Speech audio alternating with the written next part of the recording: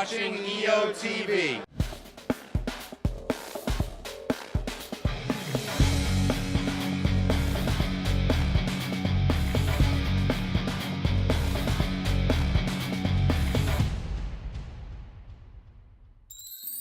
Welcome to EOtv. I'm Andrea Collins. I'm Randall Mauricio. This is your weekly Entrepreneurs Organization webcast. Do you want to make your employees more customer driven? Well, we're going to introduce you to Shep Hyken. He shares with us his insights on how he does just that. That's right, and we found another smart saver out there from our FedEx Smartest Saver contest, and we'll share his cost-cutting tips with you. All right. Plus, we have an unusual member tip you can use in this economy to sell more right now. So let's get to it. Is your company driven by your policies or by your customers? If you have an operation-driven business, it means your employees follow the company policies, but they may not be able to follow or meet the needs of your customers. So referrals and repeat business could be in danger. EO St. Louis member Shep Hyken has a solution for balancing business operations and customer satisfaction.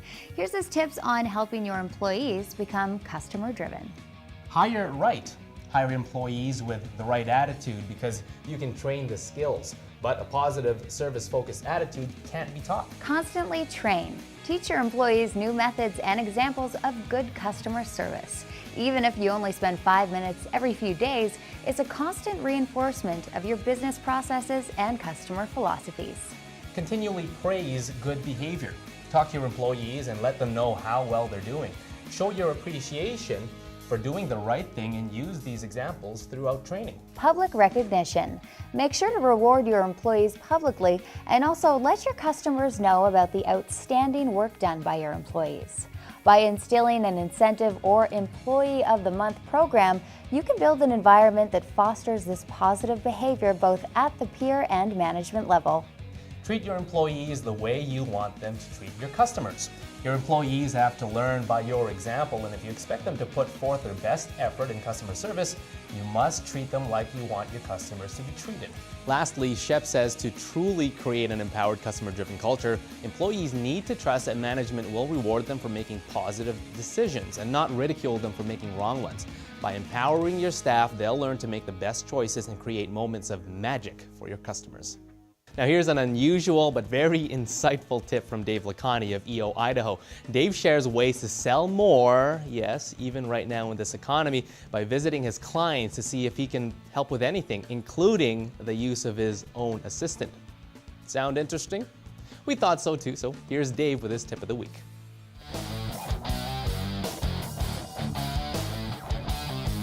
Hi, it's Dave Lakhani. I'm a member of EO Idaho. I'm the president and CEO of boldapproach.com, and I'm the best-selling author of the book Persuasion, the Art of Getting What You Want, and How to Sell When Nobody's Buying. I want to leave you with a couple of tips today that you can use to sell more right now in any economy. And everyone knows that our economy right now is sort of inconvenient, right? It hasn't been the way we'd hoped it would be. The first thing that you can do is go back to all of those clients that you have sold to in the past but aren't currently buying from you. Most people try and go out and sell new business. They get so eager and focused on selling people that are new that they haven't sold to in the past, when in fact the real money is in incrementally increasing the business with clients you already have or clients that aren't currently buying from you who have purchased from you in the past. You already have a relationship with them and you already have a real reason to believe. That's one of the most important things you have to remember. In an economy that's inconvenient, people are looking for a real reason to believe. They're looking for someone they can trust, someone they have experience with, and someone who they know that they have a relationship with that will work. So go back to all of those existing clients who aren't doing business with you right now, resell them, invite them in, do something important with them. Sell on the idea that you have this shared relationship, this shared history. Don't go in and try and hard sell them. If you come in and be the Sunday only guy, what's going to happen is they simply are going to feel overwhelmed. They're currently over-communicated. They are currently feeling very stressed and very inconvenienced by what's going on. But when they meet somebody who they have deep trust with, who they have rapport with already, and who they've already had a good experience with, you simply have to lay out the value proposition again and look at what else you can do for them. Oftentimes I'll go into businesses and I'll say, listen, how can I help? I don't care if I can sell them anything. Can I go help you unload a truck right now, whatever it means to help them at that moment, whatever they need, because most people have laid off, cut back, done all kinds of things right now, and they need the kind of help that you want. One of the things that I offer that is one of the most valuable things that endears me and gets me more business right now is access to my assistant. You know, if you need somebody to update your blog, you need somebody to write a quick letter for you, you need somebody to take care of something, just call my assistant, she'll do it for you. Now, for people who have laid off a big part of their admin staff, which was some of the first ones to go, that's a godsend. And guess who is positioned best and who they're not going to forget about when they're ready to use my services again? So you probably have people on staff right now who are not being used to their full capacity.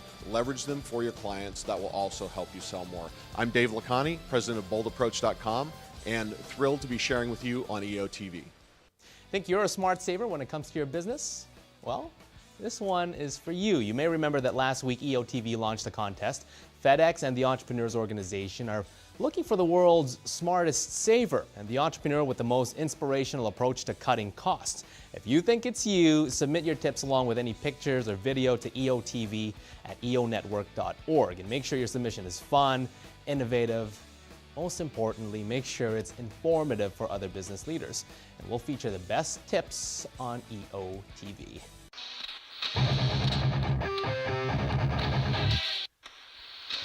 Last week we featured Henry Rischitelli's smart savings story. Here's a little recap of what he had to say. An inspired saver for me just means watching every expense through the organization. You know, we have built an organization with no debt, with lots of capital, and I believe we've gotten there by watching our dollars. You know, everything we do in our organization for the last 17 years, we've run as if that was our last penny, and what ends up happening is you are able to create a very strong capital position that isolates you and insulates you from this marketplace. Norm Alessi of EO Chicago is another member who's got a keen eye for saving money in his business. Norm uses tactics like points offering incentives to his office manager to drive costs down, reducing the purchasing authority of his staff. And Norm's favorite tip?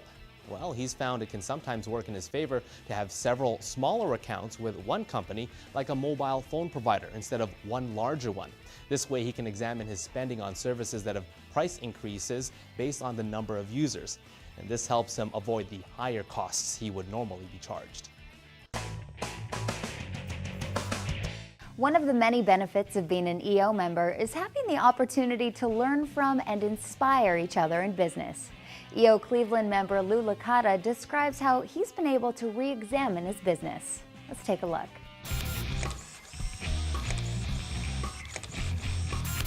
Simon Sinek, who is one of the EO resources, spoke to us on the why.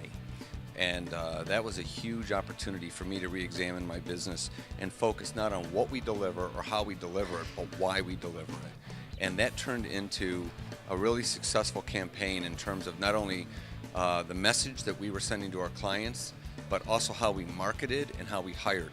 And for example, I think the why is we create freedom. So we create freedom for entrepreneurs and their ventures. That's our why. And so when I hired a marketing director this year, my whole ad was designed around the concept of our why. And I could not believe the level of qualified, talented people that came out of the woodwork to apply for the ad. So that was a whole transformation of thinking about your business in a way that connects to your purpose, your why, as opposed to what you do, which is, there's 1,000 law firms that are competitive with me, but not all of them know why they're out there. We know why we're out there, so now our clients know why we're out there. And as I told you, freedom is an important aspect for entrepreneurs, so that's why it's not inconsistent that our client base is filled with entrepreneurs, because we have a common value. That's our why. That does it for us this week. Thanks again to Dave from EO Idaho. I got it right that time for his tip of the week. He also has a book coming out, so check it out. And Lou Licata for sharing his member experience about the why factor when conducting your business. And it's so true too. Sometimes we get so caught up in what we're doing, we forget why we're doing it. And we're doing this right now for your inspirational tip of the week. Of course, maybe? Andrea. And with that note, anything's possible if you've got enough nerve. Definitely got that, Randall. Definitely got that. I like to think so. We'll see you next time.